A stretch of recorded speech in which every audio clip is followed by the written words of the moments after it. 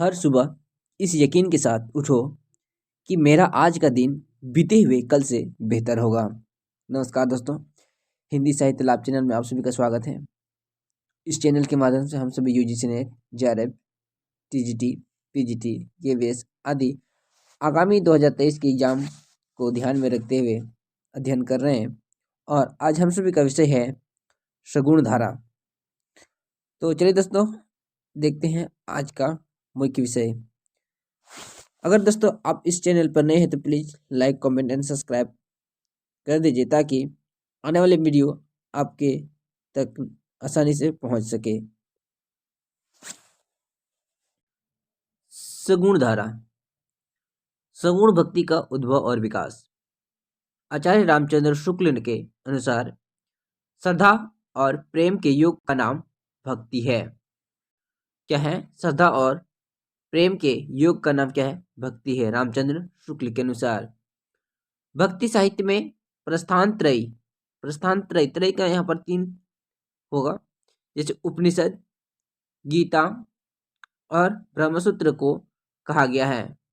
उपनिषद, गीता तथा ब्रह्मसूत्र को कहा गया है। नारद भक्ति सूत्र में भक्ति के 11 भेद माने गए हैं, जो निम्न है: गुण महामत्य शक्ति, रूपा शक्ति, पूजा शक्ति, स्मरण शक्ति, दास्य शक्ति, साख्य शक्ति, कांता शक्ति, वात्सल्य शक्ति, आत्मनिवेदन शक्ति, तन्मयता शक्ति, परम विरह शक्ति। भागवत पुराण में नवधा भक्ति का उल्लेख किया है, जो निम्न है, मतलब 9 भक्ति का उल्लेख किया गया है। इसमें भागवत पुराण में श्रवण, कीर्तन, स्मरण, पादसेन, अर्चन, वंदन, दास्य, साख्य और आत्मनिवेदन।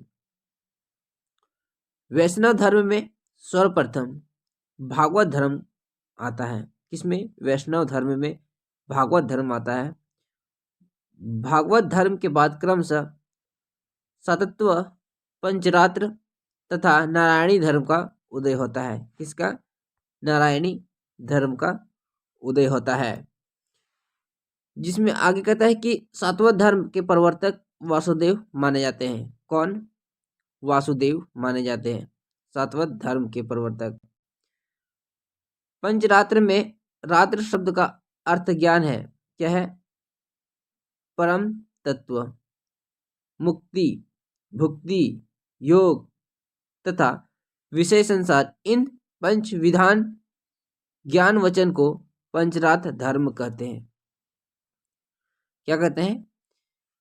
परम तत्व, मुक्ति, भुक्ति, योग तथा विषय संसार, इन पंचविध विचन को पंचरात्र के नाम से अभिहित किया गया है। भक्ति का उदय दक्षिण भारत में हुआ। कहाँ होता है? दक्षिण भारत में होता है। दक्षिण भारत से ही सगुण भक्ति की उत्पत्ति स्वीकार की जाती है। किसे? दक्षिण भारत से। किसका? वैष्णव भक्ति का। वैष्णव भक्ति का आधार ग्रंथ भागवत महापुराण है। क्या है? भागवत महापुराण है। वैष्णव भक्ति का आदि आचार्य राम अनुजाचार्य माने जाते हैं। कौन? राम अनुजाचार्य माने जाते हैं। वैष्णव भक्ति के संप्रदाय, आचार्य, दर्शन निम्नलिखित हैं। संप्रदाय आते हैं, प्रवर्तक, जन्म आता है, गुरु, दर्शन और जन्म स्थान। सबसे पहले आते हैं श्री, इसके प्रवर्तक है रामानुजाचार्य। इसका समय रहता है 1016। सर्वप्रथम याद रखेंगे हम सभी, 1016 सबसे शुरुआत में ही आता है। इसका गुरु रहते हैं यादव प्रकाश रहते हैं। इसके दर्शन विशिष्ट द्वैतवाद रहते हैं। विशिष्ट द्वैतवाद इसके गुरु रहते हैं। इसके बाद यह इसका जन्म स्थान है कांचीपुरम। कहाँ? कांचीपुरम इसका स्थान रहता है। आगे है ब्रह्म संप्रदाय। ब्रह्म संप्रदाय के देखिए, इसमें आते हैं माधवाचार्य। ब्रह्म संप्रदाय में आते हैं। इसका समय रहता है 1199। कब आता है? 1199 में। इसका समय रहता है 1199 और इसके दर्शन रहता है द्वैतवाद। स्थान रहता है बेलीग्राम। आता है रुद्र आता है विष्णु स्वामी। इसका समय 1300 ईस्वी में रहता है। इसका दर्शन शुद्ध द्वैतवाद रहता है। क्या? शुद्ध द्वैतवाद। आगे है सनकादि संप्रदाय। सनकादि के निम्बार्क संप्रदाय, इसका समय 1114 रहता है और इसका गुरु रहता है नारद मुनि। इसका दर्शन रहता है द्वैतवाद और ये निम्बार्क संप्रदाय में दीक्षित रहते हैं। तो ये से हमसे देख रहे हैं, यहाँ पर क्वेश्चन पूछा जाता है कि इनमें से कौन सा किसके संप्रदाय या प्रवर्तक रहे। ये तो दूसरा तरह से भी क्वेश्चन पूछ सकता है कि इसको कालक्रम के अनुसार लगाइए। तो सबसे पहले होगा हम लोग का श्री संप्रदाय ऊपर में, उसके बाद ब्रह्मा, उसके बाद रुद्र, उसके बाद सनकादि। सनकादि सबसे नीचे में, श्री ऊपर में रहेगा, ब्रह्मा बीच में और सेकंड लास्ट में रहेगा रुद्र संप्रदाय के रूप में रहेगा। जिसमें आगे है, कहता है कि रुद्र संप्रदाय के आदि प्रवर्तक विष्णु स्वामी है। कौन है? विष्णु स्वामी आदि प्रवर्तक। किंतु कई विद्वान इसका प्रवर्तक वल्लभाचार्य को मानते हैं। किसको? वल्लभाचार्य को मानते हैं। दक्षिण भारत के वैष्णव भक्ति को अलवार कहा जाता है। दक्षिण भारत के वैष्णव भक्तों को क्या? अलवार कहा जाता है। अलवारों ने कृष्ण और राम दोनों की आराधना की, कृष्ण और राम की। जिसने? दक्षिण भारत के अलवार लोगों ने, वैष्णव भक्तों को। अलवार का संबंध दक्षिण भारत के केरल प्रांत से था। ये याद रखना इंपॉर्टेंट है। दक्षिण भारत के केरल प्रांत से था। इनकी संख्या 12 है जो अग्र अंकित है। कितने? 12 संख्या इसको बताई गई। ये इंपॉर्टेंट है एग्जाम की दृष्टि से। जिसमें आगे है इसका तमिल नाम और इसका संस्कृत में क्या क्या नाम दिया हुआ है। पहला है पयोगे अलवार। इसके संस्कृत नाम है पयोग्योगिन, सरोयोगिन।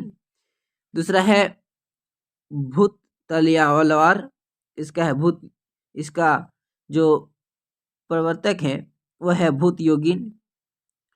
आगा है पेयालवार। इसके संस्कृत नाम है हयोगिन या भ्रांति योगिन। नम्र अलवार का है भक्तिसार। नम्मालवार का है षटकोपाचार्य। मधुर कवि अलवार का है मधुर कवि। कुलशेखर का है कुलशेखर कवि। पेयो अलवार का है विष्णु चरित। अंडाल का है अलवार महिला गोदा। ये बहुत इंपॉर्टेंट है, पूछा जाता है कि यहाँ पर कि इनमें से कौन सा स्त्री अलवार है। तो हम सभी का होगा गोदा या फिर अंडाल अलवार। आगे है तोडर डिपोडो अलवार का है भक्त प्रियश्रेणु। तिरुपान का है अलवार का योगवाहन। तिरुमंगल अलवार का है परकाल। तो ये हम सभी एक तो यहाँ पर निश्चित रूप से ध्यान रखेंगे जो स्त्री का है, जो हम सभी के लिए बड़ी उपयोगी साबित होगी। आगे है अलवार संतों में सर्वाधिक लोकप्रिय ज्ञान षटकोप थे। कौन? षटकोप। इन्होंने निम्न पुस्तकों की रचना की। कौन कौन? एक तिरुवमोली, बहुत इंपॉर्टेंट है षटकोप का। तिरुवमोली षटकोप, तिरुवमोली, तिरुवोविरुतम, तिरुवर्गसरियम तथा तिरुवरंदी। यह शास्त्र गीति। ये शास्त्र गीति क्वेश्चन पूछा गया है यूजीसी नेट द्वारा। कौन कौन है? एक तिरुविरुतम, तिरुवर्गसरियम तथा पेरिविरवादिता और एक सहस्त्र गीति मुख्य रूप से यहाँ पर सामने ठहरते हैं। संत केरल के केरवंशी राजा कुलशेखर ने पेरुमाला तिरुभोली नामक ग्रंथ रचना की। पेरुमाल तिरुभोली की रचना की। अलवार संतों के लोक प्रचलित 4000 पदों को नलियार दिव्य प्रबंधम, 4000, कितने? 4000 नलियार दिव्य प्रबंधम शीर्षक से 4 भागों में रघुनाथ मुनि रघुनाथ आचार्य के संकलित किया गया है। रघुनाथ आचार्य के संकलित किया है। रघुनाथ आचार्य या रघुनाथ मुनि को श्री संप्रदाय का प्रथम आचार्य माना जाता है। श्री संप्रदाय का प्रथम आचार्य माना जाता है। इनका जन्म 824 ईस्वी में तथा मृत्यु 924 ईस्वी में हुआ। रघुनाथ मुनि ने न्याय तत्व नामक एक दार्शनिक ग्रंथ संस्कृत में लिखा। न्याय तत्व। श्री संप्रदाय के प्रवर्तक रामानुजाचार्य के पूर्ववर्ती आचार्य कालक्रम अनुसार निम्नलिखित रूप से हम सभी देख सकते हैं जो इसका कैसे कैसे है, और ये एग्जाम की दृष्टि से अति उपयोगी रहेगी। देखिए सबसे पहले आता है रघुनाथ मुनि। पुंडरीकाक्ष, राम मिश्र, यमुनाचार्य और रामानुजाचार्य। देखिए रंगनाथ, पुंडरीकाक्ष, राम मिश्र, यमुनाचार्य और रामानुजाचार्य। कौन कौन है? रंगनाथ मुनि, पुंडरीकाक्ष, राम मिश्र, यमुनाचार्य, उसके बाद रामानुजाचार्य। आगे है श्री संप्रदाय के चतुर्थ आचार्य यमुनाचार्य 916 से 1040 ईस्वी में सिद्धित्रय, आगम प्रमात्य, गीता संग्रह आदि दार्शनिक ग्रंथों की रचना की। श्री संप्रदाय में राम को आराध्य माना जाता है। किसको? राम को। तथा ब्रह्मा, रुद्र एवं सनकादि, ब्रह्मा, रुद्र और सनकादि में श्री कृष्ण को आराध्य स्वीकार किया जाता है। अहिंसावाद और प्रपत्तिवाद वैष्णव संप्रदाय का वैशिष्ट्य है। कौन कौन है? अहिंसावाद और प्रपत्तिवाद वैष्णव संप्रदाय का वैशिष्ट्य है। प्रपत्तिवाद को शरणागति भी कहा जाता है। प्रपत्तिवाद को क्या दूसरा नाम है? शरणागति। वैष्णव संप्रदाय में प्रपत्ति या शरणागति के 6 अंक माने गए हैं। कितने? टोटल 6 अंक माने गए हैं, जो इस प्रकार हम लोग देखने वाले हैं।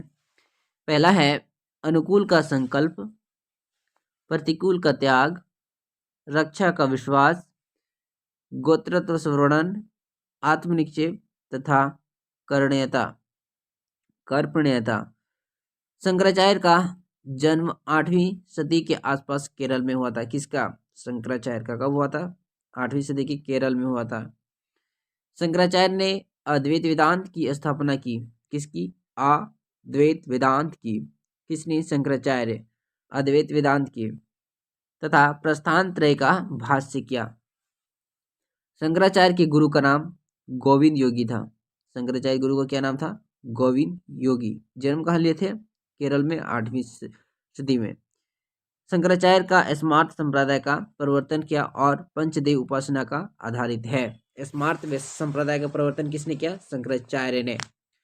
कुछ विद्वान शंकराचार्य को पक्षण बोध भी कहते हैं। पक्षण बोध भी कहते हैं क्योंकि इनके गुरु गौड़पाद भी कहते थे। दक्षिण के शैव भक्तों को नयनार कहा जाता है। दक्षिण के शैव भक्तों को नयनार कहा जाता है। ये बहुत उपयोगी है। जिनकी संख्या 63 बताई जाती है।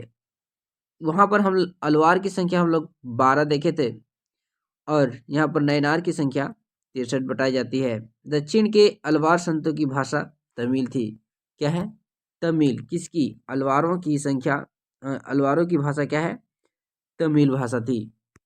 जो ध्यान रखेंगे, अलवारों की प्रसिद्ध एकमात्र महिला अंदाल गोदा दक्षिण भारत की मीरा कहा जाता है। ये बहुत उपयोगी है, जो हम लोग पीछे भी देख चुके हैं। ठीक है, तो ठीक है दोस्तों, आज के लिए इतना ही रखते हैं। आगे हम सभी पढ़ेंगे सगुण भक्ति राम भक्ति शाखा, जो अगला वीडियो हम सभी के लिए रहेगा।